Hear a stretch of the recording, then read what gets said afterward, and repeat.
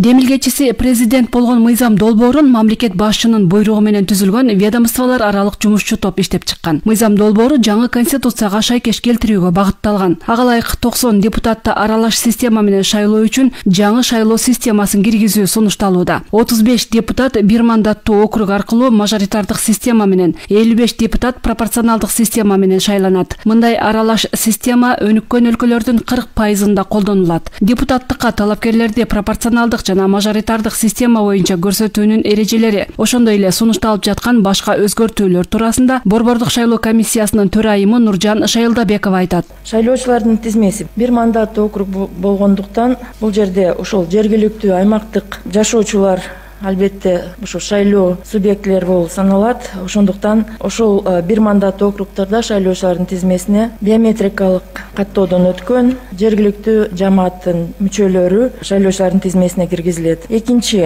округдар боюнча округдарды түзүүдө Конституциядагы жанагы тең шайлоо укугун эске алып, округдарды түзүү боюнча албетте алардын эң негизги принципи ар бир округда ушул тең шайлоочулардын саны болуш керек. Ушул нормадан айырмалануу болушу мүмкүн. Бул 15%-дан ашык эмес болуш керек. Округдарды түзүүдө республикадагы административдик аймактык бөлүү дагы эске алынат. Саясий партиялар өздөрүнүн талапкерлерин съезддерде ошол мандаттык округдарды көрсөтүү менен чечим чыгарышат. Ар бир саясий партия бирден ашык эмес бир округдагы талапкерлерди көрсөтөт. Талапкерлерди өзүн өзү көрсөтүү жолу Борбордук шайлоо комиссияга тийиштүү ниети жөнүндө арыз берүү менен ишке ашырылат. Бул жерде ошол өзүн өзү көрсөтүү менен талапкер болуп аткан жаран атайын эсепке шайлоо күрөөсүн берет. Бул 100 000 сом деп сунушталып атат. Талапкер бир гана шайлоо округда көрсөтүлсө болот. Депутаттардын айрымдары партиялык тизме менен шайлоо керектигин жана талапкерлерге өзүнчө добуш берүү системасын киргизүү зарылдыгын айтууда. Парламентке региондордун өкүлдөрүнүн жана аялдардын бирдей келүүсүн камсыздай турган механизмдер жок деген пикирлер дагы болду. Депутат Улан Примов эл ишене турган мыйзам кабыл алып, ал документ менен шайлоого барышыбыз керек дейт. Бардыгы ушул шайлоонун жыйынтыгы менен ар дайым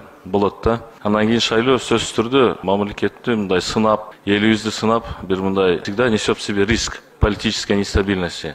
Ошон үчүн бардыгын эске алып туруп бир камтып, андан кийин албетте идеалдуу мыйзам жок. Бирок эртең бүрсү күнү элди ынандыра турган, эл ошону колдой турган мыйзам кабыл алып беришибиз керек жана ошону менен шайлоого барышыбыз керек. Жогорку кеңештин дагы бир депутаты Карамат Орозова шайлоону партиялык система менен өткөрүү керек деп эсептейт. Эл өкүлүнүн баамында мажоритардык системада жаштар менен аялдардын келүүсүнө мүмкүнчүлүк болбой калат. Партиялык тизме менен болбосо бизде бардык региондор камтылышы абдан кыйын. Себеби дегенде биз убагында бизде парламентте эч кандай башка улуттан же болбосо жаштардан же болбосо аялдардан өкүл болбогон эле парламент болгон. Ошондуктан андай болгондо бизде ушул мыйзамдар тең салмактуулугун жоготуп жакшы болбой калат. Ошондуктан мен ойлоймун, анда мандатына караганда ушу партиялык тизме, партиялык система менен барганыбыз оң. Себеби дүйнө жүзүндө ушул система менен чыккан мамлекеттердин өнүгүүсү абдан жогору.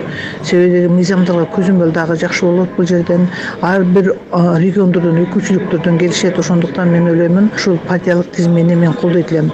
Ал эми мына анда мандаты менен барганда бизде аялдарда мүмкүнчүлүк болбой калат, жаштарда мүмкүнчүлүк болбой калат. Албетте кайсы жерде аймакта кайсы улут көп болсо ошол улуттун өкүлү шайланат. Эң оор алыскы аймак тармактардан, например, көйгөйлүү региондордон, чек ара көйгөйү бар же болбосо Чаткал же болбосо Тогуз Суроо ошол аймактардан кириши абдан кыйын болот. Эл өкүлү Закир Шарапов болсо долбоордогу айрым нормалар боюнча төмөндөгүдөй сунуштарын берди. 35-ти калтырып койчу болсок, бул жерде жалаң бизде мына жерде сиздердин нормаңыздарда даже жогорку билимдин кереги жок деген норма бар экен да. Ошо билими жок, сабатсыз парламент түзүлүп калса, бизге келечекте мыйзам алуу иштери бир топ аксап калат да. Ошон үчүн бул жагында карасаңыздар, анан дагы бир норма бар экен, мына депутат 2 мөөнөттөн ашык шайлоого укугу чектелип калыптыр да.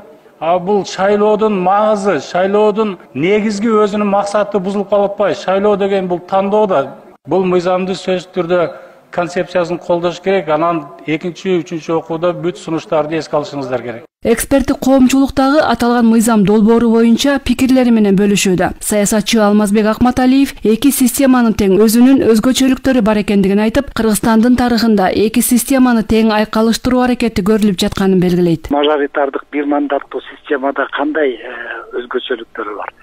Алар конкреттүү региондун конкреттүү депутаты пайда болот да. Мисалы, Нарындын, Таластын, Оштун конкреттүү ошол эл өзү түздөн түз партиясы жок эле түздөн түз Ишматов, Ташматовду шайлагандай болуп, конкреттүү милдеттүү түрдө ошондой депутаты пайда болот. А партиялык системаны эмне үчүн сактап калдык? Эми мындай да партиялык системанын дагы өзүнүн мындай өзгөчөлүктөрү жана жакшы нерсеси болуп атпайбы? Биз аны ишке аша албай калдык убагында. Мисалы, ошол жаштар келиши мүмкүн, улуттук азчылыктардын өкүлдөрү. Ошон үчүн ушул эки системаны тең айкалыштырып туруп системага өтүп атабыз. Эми көрөлү, идеалдуу система жок. Бул система өзүн канчалык актайт, ал эми шайлоочуларга көз каранды, кандай партияларды жана кандай талапкерлерди биз шайлайбыз, ошого жараша. Ушул эле ойду улаган көз карандысыз эксперт, юрист Айдарбек Мамбеткадыров эки системаны бирдей колдонууну тажрыйба алуу зарыл деген пикирин ортого салат. Анын белгилешинче, соңку 10 жылда партиялык система элдин ишеничин актай алган жок. Мажоритардык система дагы керек. Партиялык система өзүн ачык көрсөтө алган жок. Мажоритардык системаны дагы бул сөзсүз түрдө бул дагы көрө жүрүш керек. Неге дегенде, мисалы кээ бир региондор бар. Ошол региондордо деги эле депутат чыкпаган региондар бар. Ал региондордун, райондордун көйгөйүн же болбосо дагы бир кандай бир маселелерин жактоочу, ошону аренага чыгаруучу эл өкүлдөрү болбой калып, үнү кылбай калат да. Ошондуктан бул эки системаны көрүш керек. Кайсынысы келечекте ушул практика жүзүндө өзүнүн мындай жакшы жагын көрсөтсө, ошол тарап менен мындай жылыш керек го дейм да. Сунушталып жаткан президентти жана жогорку кеңештин депутаттарын шайлоо жөнүндөгү мыйзам долбооруна ылайык 90 депутаттын 35-и бир мандаттуу округдан мажоритардык система менен, дагы 55-и партиялык тизме аркылуу пропорционалдык система боюнча шайланат. Мурдагы конституция боюнча жогорку кеңештеги 120 депутат партиялык система аркылуу шайланган.